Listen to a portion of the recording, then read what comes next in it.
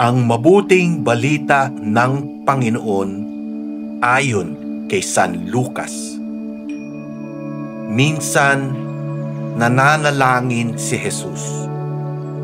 Pagkatapos niya, sinabi ng isa sa kanyang mga alagad, "Panginoon, turuan po ninyo kaming manalangin, katulad ng ginawa ni Juan sa kanyang mga alagad." Sinabi ni Jesus, "Kung kayo'y mananalangin, ganito ang sabihin ninyo: Ama, sambahin nawa ang pangalan mo.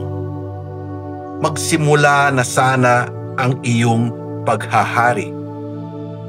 Bigyan mo kami ng aming makakain sa araw-araw. At patawarin mo kami sa aming mga kasalanan, sapagkat pinatatawad namin ang bawat nagkasala sa amin. At huwag mo kaming iharap sa mahigpit na pagsubok." Ang mabuting balita ng Panginoon. Pinupuri ka namin, Panginoong Hesukristo. Ama, sambahin nawa ang pangalan mo. Nakasalalay sa pagsunod at pagsasabuhay sa kalooban ng Diyos, ang tunay at pinakadakilang pagsamba. Kaya nakapaloob na sa unang linya pa lang ng Ama namin, sa bersyon ni San Lucas, ang kabuuan ng panalangin ito mula kay Kristo.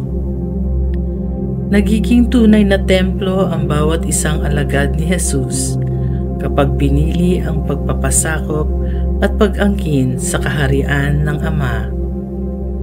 Nangyayari ang kalooban ng Ama sa puso ng bawat isa kung ang Diyos ang inuuna sa halip na sariling kagustuhan.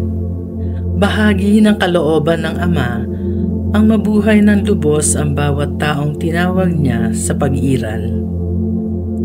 Kapag naghari nga ito, wala nang puwang ang kasalanan at kasamaan. Kultura ng pag-unawa at pagpapatawad ang mangingibabaw.